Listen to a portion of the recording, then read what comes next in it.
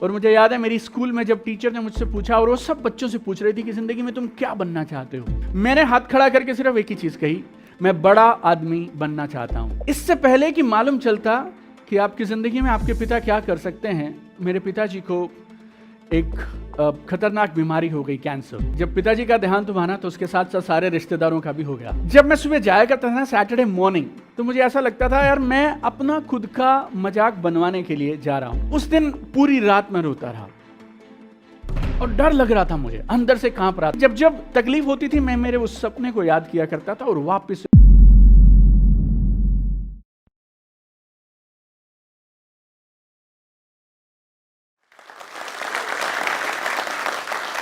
हर इंसान जब जन्म लेता है ना, तो भगवान उसको एक गिफ्ट दे के भेजते हैं और वो हर इंसान को मिलता है, और वो है सपने देखने की ताकत, अपने हालातों में परिवर्तन करने की ताकत। लेकिन ट्रेजेडी ये है, 100 में से 99 लोग अपनी जिंदगी के दौरान, अपनी जिंदगी को जीने के दौरान इस ताकत को खो देते हैं। लेकिन आज मैं जिंदगी में जहां भी पहुंचा हूं, इस एक सपने देखने की ताकत और उन सपनों को दिल से लगाकर उनके लिए काम करने की ताकत से पहुंचा हूं। नमस्कार, this is Deepak Bajaj, number 1 best selling author, professional speaker and high performance trainer. 200 लोग थे मेरे गांव में जहां मेरा जन्म हुआ। हरियाणा में जाटूसाना बोल के गांव है जहां मेरा जन्म हुआ। मेरे पिताजी एक सरकारी डिस्पेंसरी में फार्मासिस्ट थे, मम्मी हाउसवाइफ थे, और एक मस्त गांव की ज़िंदगी जैसी होती है वैसी मेरी भी हुआ करती थी। और कुछ लोग शायद गवर्नमेंट एम्प्लॉयज़ थे, बाकी लोग शायद किसान थे, छोटी मोटी दुकानें चलाया करते थे। और ड्रीम बोल के कोई खास हमारे गांव में होता नहीं था, सपनों की बात ज़्यादा होती नहीं थी। अगर ज़िंदगी में हाईएस्ट कोई पहुंच गया तो शायद वो आर्म्ड फोर्सेस में जा सकता है या शायद किसी सरकारी नौकरी में जा सकता है। और मुझे आज भी याद है, अगर हमें शहर जाना होता था तो रिवाड़ी करके एक शहर था जो हमारे गांव के नज़दीक था। गांव में दिन में 2 बार ट्रेन होती थी, एक बार सुबह एक बार शाम। 1 घंटा लगता था मेरे घर से पैदल रेलवे स्टेशन तक पहुँचने के लिए। और नर्सरी केजी ये सब हमारे वहाँ होते नहीं थी, तो जब 6 साल के हुए तो सीधा हमें पहली क्लास में, फर्स्ट क्लास में एडमिशन हो गया। आजकल स्कूल्स में क्लासरूम्स होते हैं, हमारे यहाँ पूरा स्कूल ही हमारा होता था। पेड़ के नीचे क्लास लगती थी और क्लास उस पेड़ के नीचे लगेगी जिस पेड़ के नीचे छांव बहुत अच्छी आएगी। और तख्ती पे लिखा करते थे, टाट पे पढ़ा करते थे। लेकिन इससे पहले कि मालूम चलता कि आपकी ज़िंदगी में आपके पिता क्या कर सकते हैं, मेरे पिताजी को एक खतरनाक बीमारी हो गई, कैंसर। जब मैं 6 साल का था तो पिताजी बीमार हो गए और अगले 2 साल मेरे मम्मी और पापा दोनों अलग अलग हॉस्पिटल्स के अंदर मेरे पापा के इलाज के लिए यहाँ से वहाँ भटकते रहे। 2 साल मेरे पिताजी बीमारी से लड़ते रहे और हम महीने में 1 आध बार उन्हें देखा करते थे, या तो हम उनसे मिलने हॉस्पिटल जाया करते थे या शायद वो कभी कभी घर आते थे। और हर बार हमने देखा कि वो पहले से ज़्यादा बीमार हो रहे थे। 2 साल के बाद पिताजी का देहांत हो गया। उस समय मैं 8 साल का था। और मैंने एक और मज़े की बात नोटिस की, जब पिताजी का देहांत हुआ ना, तो उसके साथ साथ सारे रिश्तेदारों का भी हो गया, राइट। तो मुझे नहीं मालूम क्यों, लेकिन मैं, मेरी मम्मी और मेरा छोटा भाई, जब से मैं 8 साल का हूँ, हम तीनों लोग अपनी ज़िंदगी में आगे बढ़ते रहे। और ये बात समझ आ गई थी कि ज़िंदगी में जो करना है हम तीनों को ही करना है। और मुझे मालूम नहीं कब हुआ ये, लेकिन हम लोग गांव में क्वार्टर्स में रहा करते थे, सरकारी क्वार्टर्स हुआ करते थे जहां हम रहते थे। और जैसे हमारे क्वार्टर्स खत्म होते थे ना, तो कुछ कोठियां जैसी हुआ करती थी, बड़े बड़े घर हुआ करते थे। तो जब मैं मेरी माँ के साथ बाहर जाता था तो मैं मेरी माँ से पूछता था, ये लोग कौन हैं जो लोग, ये पूरा घर इनका है, हम ग्राउंड फ्लोर पे अलग फैमिली, फर्स्ट फ्लोर पे अलग फैमिली, सेकंड फ्लोर पे अलग फैमिली, और ये लोग पूरे इतने बड़े घर में रहते हैं। तो मेरी माँ बोला करती थी, यार तू हमारे साथ ऐसी बातें मत किया कर, वो लोग अलग हैं, हम अलग हैं, वो बड़े लोग हैं। हरियाणा रोडवेज में मेरी पूरा बचपन, पूरी जवानी हम लोगों ने बसों में सफ़र किया। 50 लोगों की सीट अगर बस में है तो आप मानिए उसमें 100 से 150 लोग हुआ करते थे, और जहाँ जहाँ पे लोग बैठ सकते हैं, खड़े हो सकते हैं, वहाँ वहाँ पे हुआ करते थे। और जब बाजू से एक कार निकला करती थी ना, और उस कार में 5 लोग बैठ सकते हैं लेकिन बैठते 2 ही थे। और तब फिर मैं मेरी माँ से सवाल किया करता था, ये लोग कौन हैं? और मेरी माँ बोलती थी, तू सवाल बहुत पूछता है, ये अलग हैं, हम अलग हैं, ये बड़े लोग हैं। और शायद मैं 10 साल या 12 साल का रहा हूँगा। और मुझे याद है मेरी स्कूल में जब टीचर ने मुझसे पूछा, और वो सब बच्चों से पूछ रही थी कि ज़िंदगी में तुम क्या बनना चाहते हो, तो कोई बच्चा बोल रहा था मैं डॉक्टर बनना चाहता हूँ, कोई बोल रहा था मैं इंजीनियर बनना चाहता हूँ। मैंने हाथ खड़ा करके सिर्फ एक ही चीज़ कही, मैं बड़ा आदमी बनना चाहता हूँ। और मुझे नहीं मालूम था बड़े होने के मायने क्या होते हैं, लेकिन मैं मेरी ज़िंदगी में एक चीज़ चाहता था कि हमारी ज़िंदगी में हम जो हासिल करना चाहें वो करने चाहिए। मेरे परिवार को, मेरे पेरेंट्स को, मेरे बच्चों को ज़िंदगी में सब मिलना चाहिए। और अगर बड़ा आदमी बन के ये हो सकता है तो मैं ज़िंदगी में बड़ा आदमी बनूंगा। 10वीं तक मैं सरकारी स्कूल में पढ़ता था। सफ़ेद कमीज़ खाकी पैंट पहन के घुमा करते थे।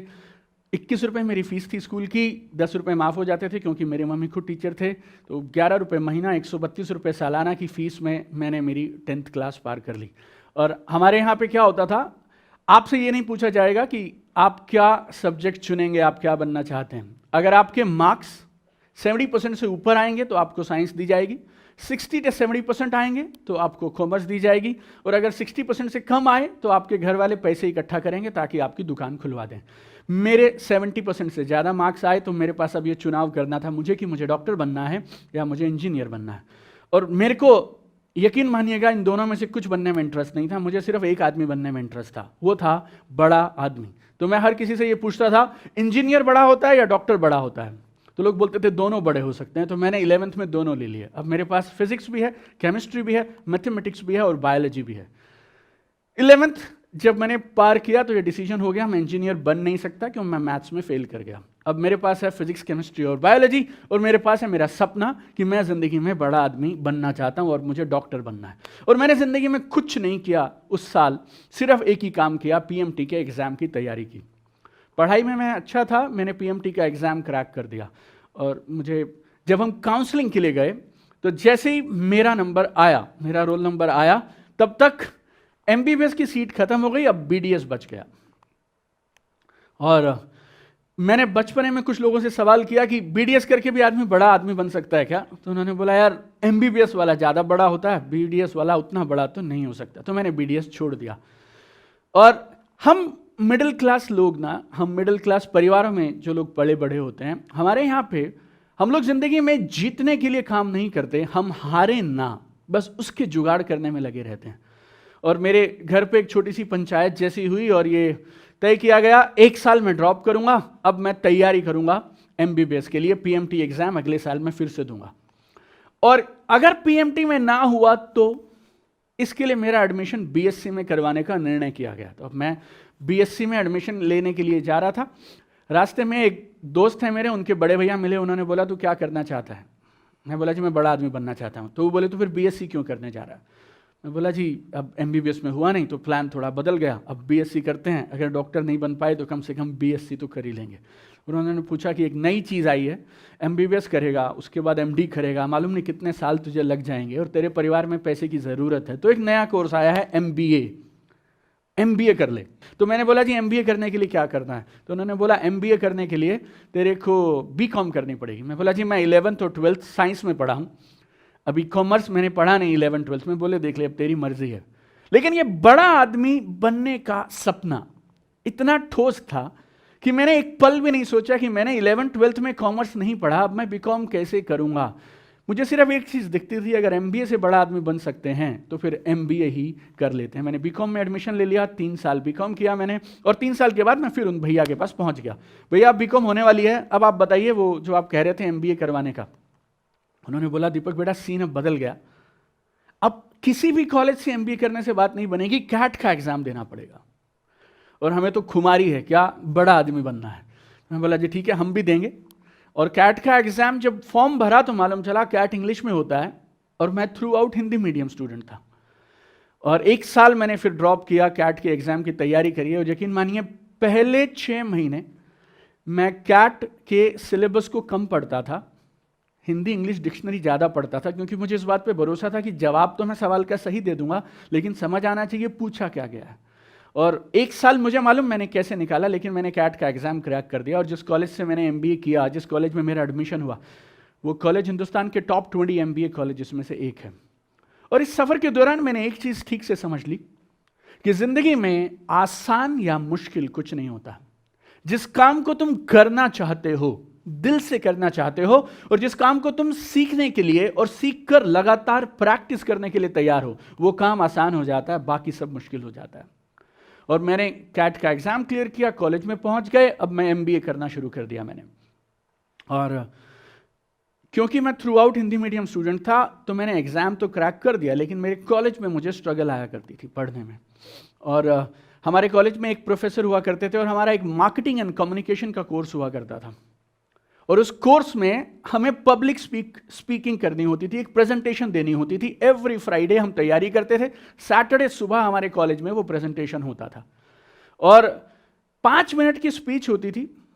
और वो 5 मिनट की स्पीच पूरे 7 दिन उस हफ्ते भर में सबसे ज्यादा जो मुझे डर लगता था वो उस 5 मिनट के लिए लगा करता था। और मैं ही को शी बोला करता था, राम को सीता बोला करता था। और आप मानिए मेरे वो 5 मिनट की स्पीच किसी कॉमेडी शो से कम नहीं होती थी। और जब मैं सुबह जाया करता था ना सैटरडे मॉर्निंग, तो मुझे ऐसा लगता था यार मैं अपना खुद का मजाक बनवाने के लिए जा रहा हूं। और वो 150 बच्चे ऑडिटोरियम में बैठे हुआ करते थे और वो 150 लोग मेरी वो स्पीच सुना करते थे और ठहाके मार मार के हंसा करते थे। और अगले दिन ये सजा यहाँ खत्म नहीं हुई, अगले दिन वो सेम स्पीच को एक प्रोजेक्टर पे दिखाया जाता था और लोग आपकी कमियां बताएंगे, आपने क्या क्या खराब किया, आपने क्या क्या सही किया। और कमियां उसकी निकाली जाती हैं जिसकी 5 मिनट में 2-3 कमियां हों। मेरे यहाँ पे तो कमियों की पूरी लिस्ट हुआ करती थी। और बाकी किसी की स्पीच के लिए शायद जो स्टूडेंट्स हुआ करते थे, कॉलेज के बच्चे होते थे, वो लेट आएंगे या नहीं आएंगे। मेरी स्पीच के लिए लोग 5 मिनट आके बैठा करते थे, बिकॉज वो एक लाफ्टर शो जैसा होता था। और जब वो लोग हंसा करते थे ना, अंदर बहुत तकलीफ हुआ करती थी, बहुत चुभता था अंदर। और जब आप लोगों को अपने ऊपर हंसते देखते हैं ना, तो 100 में से 99 लोग शायद क्विट कर देते हैं। और सिर्फ ये एक मोमेंट होता है जब आपको डिसीजन करना होता है कि अब आप आगे बढ़ेंगे, इस काम को सीखेंगे और करेंगे, या इस काम से आप विड्रॉ कर लेंगे। और शायद ये जिंदगी में बड़ा आदमी बनने का सपना इतना ठोस था कि हर उस स्पीच के बाद भी मैं हर शनिवार को फिर से एक और स्पीच देने के लिए चला जाता था, क्योंकि मुझे ऐसा लगता था जिंदगी में हर विजेता ने एक ना एक दिन जीरो से शुरुआत की थी। तो दीपक बजाज एक दिन तो बड़ा आदमी बनेगा, ये तो तय है, ये आज के शुरुआती दिन है। लोगों के हंसने पे मुझे कुछ फर्क नहीं पड़ता था, कभी कभी बहुत तकलीफ होती थी, लेकिन जब जब तकलीफ होती थी मैं मेरे उस सपने को याद किया करता था और वापस से रिहर्सल करता था और प्रैक्टिस करता था। हमारे कॉलेजेस में एमबीए स्टूडेंट्स जो हैं वो इस बात को जानते होंगे कि पहले साल के बाद आपका एक इंटर्नशिप पीरियड होता है। तो आप 2 महीने के लिए किसी कंपनी के यहाँ जाते हैं और आप वहाँ पे थोड़ा दिन समय लगाते हैं और 2 महीने के दौरान आप काम को सीखते हैं, करते हैं। तो मेरा कॉलेज इतना अच्छा है कि वहाँ पे प्लेसमेंट ऑलमोस्ट सब बच्चों की हो जाती है। समर प्लेसमेंट की जब बात आती है, इंटर्नशिप की बात आती है, तो इसमें कंपनी ने आपको पैसे भी नहीं देने और आप वहाँ जाएंगे, फ्री में काम करके आएंगे। लेकिन मेरी जानकारी के हिसाब से मेरे उस बैच में शायद मैं इकलौता बच्चा रहा हूँगा जिसकी समर प्लेसमेंट नहीं हुई। तो कोई भी कंपनी मुझे बिना पैसे दिए भी 2 महीना रखने को तैयार नहीं थी। जब प्लेसमेंट सीजन शुरू हुआ ना, तो सारे बच्चों की समर इंटर्नशिप एक एक करके लगनी शुरू हो गई।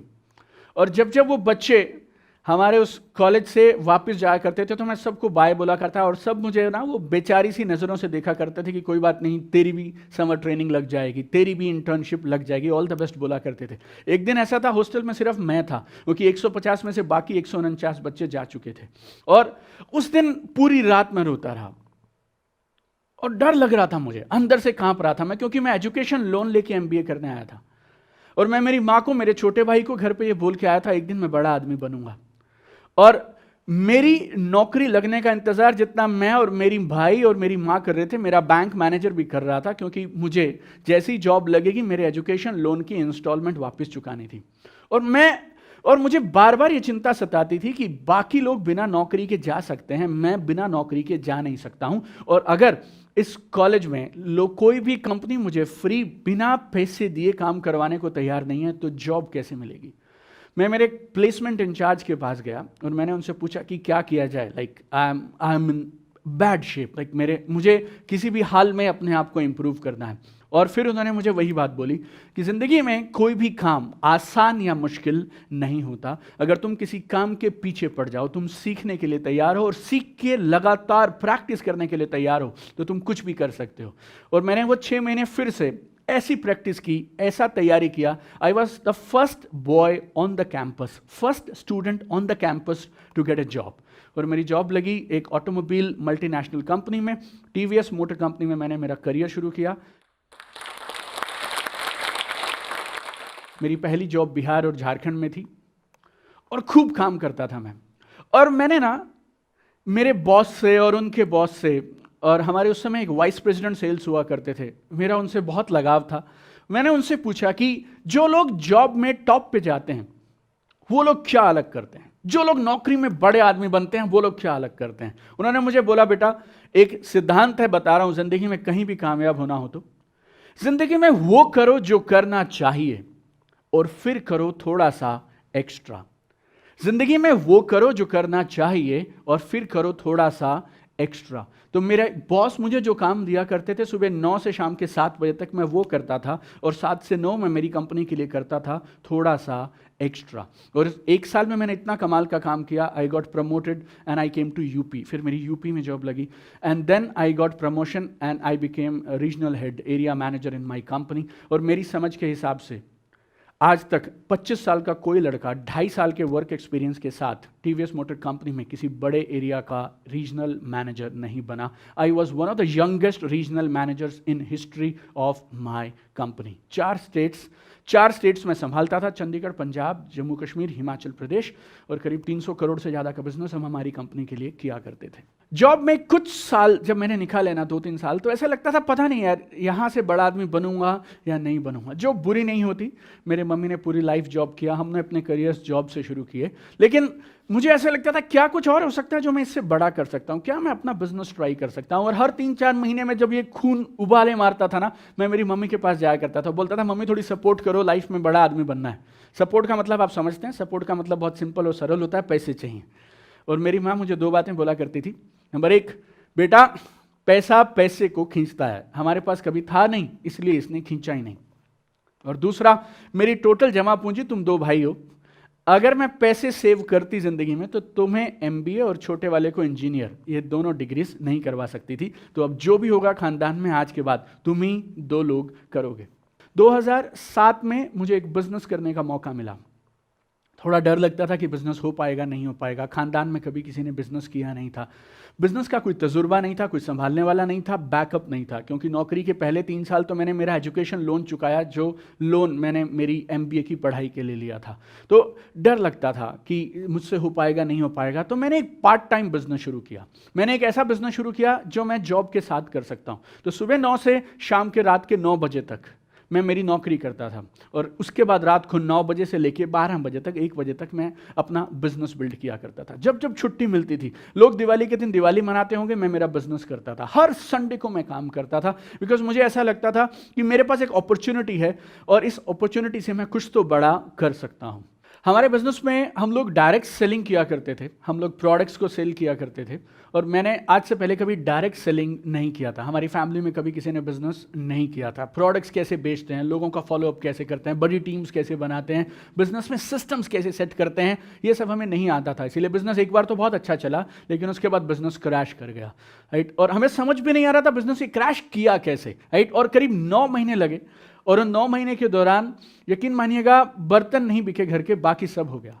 और सलाह देने वाले बहुत सारे इकट्ठे हो जाते हैं। और जब मेरे को ऐसे मेरे दोस्त बोला करते थे कि तूने हिंदुस्तान के टॉप 20 कॉलेजेस में तेरा कॉलेजेस था, इतने अच्छे कॉलेज से एमबीए किया, इतनी कमाल की तेरी जॉब थी, तू अपनी कंपनी में इतनी प्रेस्टिजियस पोजीशन पे था, जब चाहे जॉब में वापस जा सकता है। मेरे ब्रदर को यूएस से ऑफर आया करते थे, उसको एक 10 साल का यूएस का वीज़ा मिला हुआ था। हमें पूरा खानदान मिल के ना हमारे पीछे लगे थे। हमारे घर में हर तीसरे दिन पंचायत हुआ करती थी कि नौकरी में वापस चले जाओ, नौकरी में वापस चले जाओ। मेरी एक मौसी तो यहाँ तक सलाह दी मेरी मम्मी को कि ये ना किसी भूत प्रेत चुड़ैल का साया है, आप इनका झाड़ा बड़ा करा दो, ये ठीक हो जाएंगे। क्योंकि जितने पैसे इसके माँ बाप को रिटायरमेंट पे नहीं मिलेंगे ना, उससे ज़्यादा की नौकरी ये रिजाइन करके बैठा है इस गंदे से काम के लिए, कुछ कुछ सामान बेचने के लिए, राइट। बट यू नो वो जो ट्रेनिंग थी ना, जो बचपन से, और वो जो सपना था कि बड़ा आदमी बनना है, उसने मुझे उन 9 महीनों में भी टिकाए रखा। और हम लोग लगे रहे, सीखते रहे, सीखते रहे, सीखते रहे। और एक बात मैंने ज़िंदगी में समझी है और तजुर्बे से समझी है, अगर ज़िंदगी में तुम कुछ हासिल करना चाहते हो और अगर तुम्हें वो नहीं मिल रहा, तो अपना लक्ष्य मत बदलो, काम करने का तरीका बदलो और खुद को बेहतर बनाओ। और यही किया हमने, और उस 1 साल के दौरान मैंने बहुत कुछ कमाल का सीखा। कुछ एक चैलेंजेस आए, और ज़िंदगी में आप समझिए चैलेंजेस ज़िंदगी का हिस्सा हैं। मुझे एक बात समय से समझ आ गई कि समझ लो अगर चैलेंज आ रहा है तो समझ लो सही रास्ते पे हो। और लोग कुछ ना कुछ तो बोलेंगे, वो मुझे भी बोले थे और वो तुम्हें भी बोलेंगे, लेकिन याद रखना एक दिन गालियों का शोर तालियों की गूंज में बदलेगा। एक दिन गालियों का शोर तालियों की गूंज में बदलेगा, और मुझे और तुम्हें हमें उस एक दिन तक काम करते रहना है। और ये सोच के हम काम करते रहे, और 3 महीने में मैंने मेरी जॉब के साथ पार्ट टाइम करते हुए मेरे बिजनेस को इतना अच्छे से जमा लिया कि then I resign my job. My wife, she was a scientist, she also then resign her job. My brother was a software consultant, तो उसने भी मेरे साथ बिजनेस शुरू कर लिया, और 2007 में हमने फिर इस बिजनेस को करना शुरू किया। लड़खड़ाए, गिरे। Why we are able to do this is because of only one reason, क्योंकि जिंदगी में एक्सपीरियंस, आपको जितना किताबें देंगी ना उतना आप रोड पे सीखेंगे, कर कर के सीखेंगे। और जब आप कर कर के सीखते हैं ना, आप ठोस होते हैं, मजबूत होते हैं, और आपकी बातों में वजन आता है। और हमने अपने काम को ईमानदारी से बिल्ड किया, धीरे धीरे बिजनेस को सीखा, और बिजनेस उठा। और बिजनेस ऐसा उठा कि मैं अगले 2 साल में इस इंडस्ट्री के टॉप अचीवर्स में से बन गया। हमारा बिजनेस कमाल का दौड़ने लगा। और जो एक आम इंसान के सपने होते हैं, और जो मुझे लगता था बड़ा आदमी का मतलब क्या होता है, आपके पास एक मर्सिडीज हो, बड़ी गाड़ियां हो, बड़ा घर हो, आप दुनिया भर की सैर करें, आपके परिवार को पैसे की टेंशन ना रहो, बहुत बड़े विला में आप रहते हो, ये सब हम लोगों ने अचीव कर लिया। तो जिंदगी में याद रखिएगा, जिंदगी में एक मकसद है जिसके लिए मैंने काम को शुरू किया। वो क्या था? जिंदगी में मैं बड़ा आदमी बनना चाहता हूं। जब आप बड़ा लक्ष्य लेंगे ना तो बड़ी स्ट्रगल आएंगी। जब आप किसी भी बड़े काम के पीछे निकलेंगे तो बड़े चैलेंजेस आएंगे। कभी कभी आपके अंदर की आवाज आपको रोकेगी, कभी आसपास के लोग आपको रोकेंगे, लेकिन याद रखिएगा एक दिन गालियों का शोर तालियों की गूंज में बदलेगा।